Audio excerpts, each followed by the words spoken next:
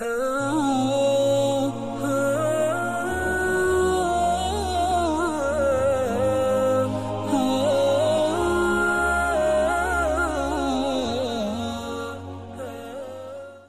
rahimakumullah. Setiap kita tentunya mendambakan hidup bahagia. Apa yang menyebabkan kita bahagia? Kita juga harus tahu, ya. Karena nggak mungkin mencapai kebahagiaan itu sementara kita tidak punya standarnya, tidak punya ukuran. Ya. Di rumah kita ingin rumah tangga yang bahagia, dalam kehidupan kita juga ingin bahagia. Lalu bagaimana dan apa sih bahagia itu? Apakah bahagia itu diukur dengan banyaknya harta, dengan tingginya pangkat dan jabatan? Mungkin masing-masing orang punya standar yang berbeda. Tapi standar kita adalah kebahagiaan sebagai seorang muslim. Kebahagiaan yang sudah dicontohkan oleh baginda Rasulullah sallallahu alaihi wasallam. Ada kebahagiaan yang disampaikan baginda Rasul dengan kalimat yang sangat sederhana, baiti jannati, rumah tanggaku adalah surgaku. Padahal kita tahu bagaimana keadaan rumah beliau secara fisik. Di dalam sejarah disebutkan begitu sederhana, tempat tidurnya pun tidak ada kasur, tidak ada spring bed. Kadang tidak ada makanan, pagi hari beliau puasa. Beda dengan kita. Tapi betapa beliau menyatakan rumah tangganya adalah laksana surga. Berarti kebahagiaan itu ada di sana. Nah, lalu bagaimana kita menyikapi itu? Berarti yang menjadi ukuran kebahagiaan bukanlah harta, pangkat dan jabatan. Kebahagiaan itu lahir di dalam hati, yakni dimulai dengan rasa syukur kepada Allah Subhanahu wa taala. Apapun bentuk kenyataan hidup kita hari ini yang harus kita syukuri. Kalau kita ingin bahagia. Dapat sedikit, alhamdulillah. Dapat banyak, alhamdulillah. Ini yang akan menghantarkan kita kepada bahagia. Karena syukur. Orang mukmin itu ketika mendapatkan kenikmatan, kelapangan, dia bersyukur. Tidak membuat dia lupa, merasa bangga dengan dirinya bahwa apa yang telah diraihnya seakan-akan usaha maksimalnya. Tidak, semua kebahagiaan, keberhasilan, kesuksesan yang diraih adalah merupakan pemberian Allah Subhanahu wa taala. Maka tidak akan pernah lupa kepada sumber bahagia, sumber yang memberikan bahagia, maka dia bersyukur kepada Allah Subhanahu wa taala. Kemudian di dalam hidup ini kadangkala apa yang kita inginkan, apa yang kita harapkan tidak sesuai dengan kenyataan. Kita pengennya kayak orang. Ya, kita kan orang juga ya, ngapain kayak orang? Mungkin kayak orang lain maksudnya. Orang lain kita lihat mobil rumahnya mewah, ya, kendaraannya mewah, investasinya begitu melimpah. Kita bayangkan enak kali kayak orang itu. Enak kali punya mobil mewah. Coba aja tanya, kira-kira enak enggak? Ya. Kita hanya menyangka.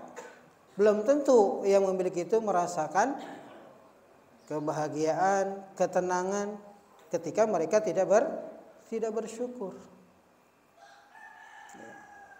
Bahkan semakin banyak harta yang Allah titipkan kepada kita, semakin banyak pula nanti hisabnya. Ya. Jangan dikira apa yang dititipkan itu tidak akan dimintai pertanggungjawaban oleh Allah.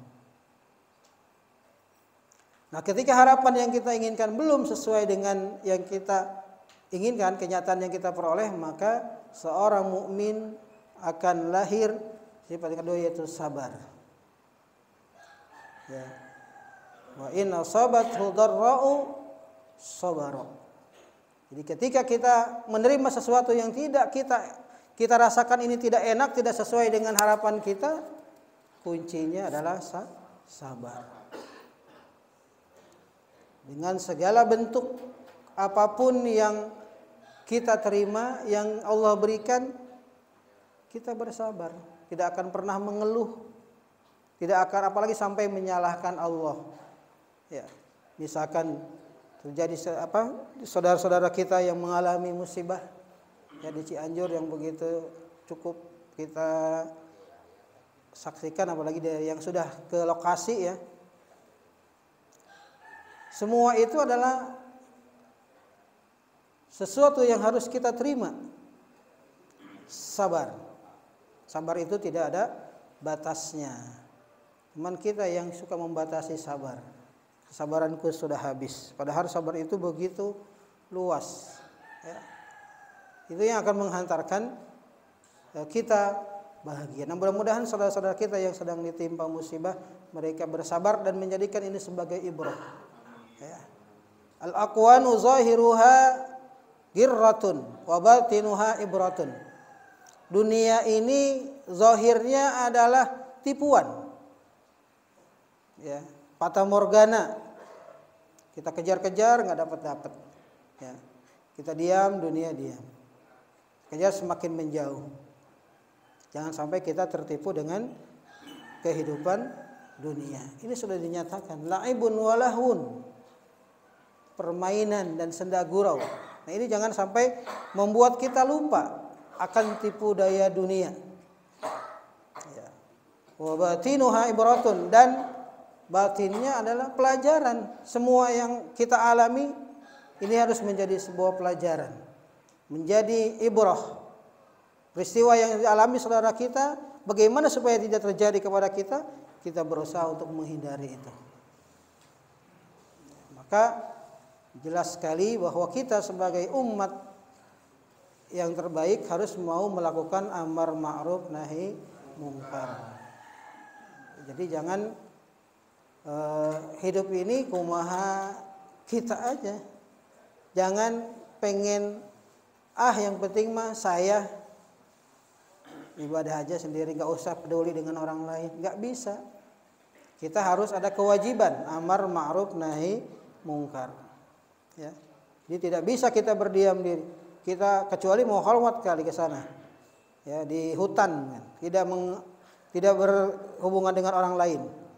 Tapi selama kita hidup bersosial, maka ada kewajiban kita untuk amar ma'ruf nahi mungkar. Itulah standar.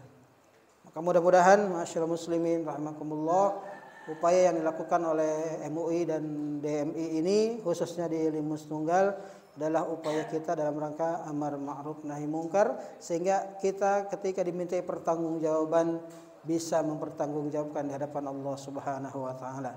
Dan mudah-mudahan sekali lagi kita selalu diberikan umur yang panjang, sehat walafiat, keberkahan rezeki keluarga kita sehat semua ya, diberikan anak-anak yang soleh dan solehah sehingga benar-benar kita bisa termasuk hamba-hamba Allah yang bersyukur ketika mendapatkan nikmat dan bersabar ketika mendapatkan musibah ataupun ujian dari Allah Subhanahu wa taala.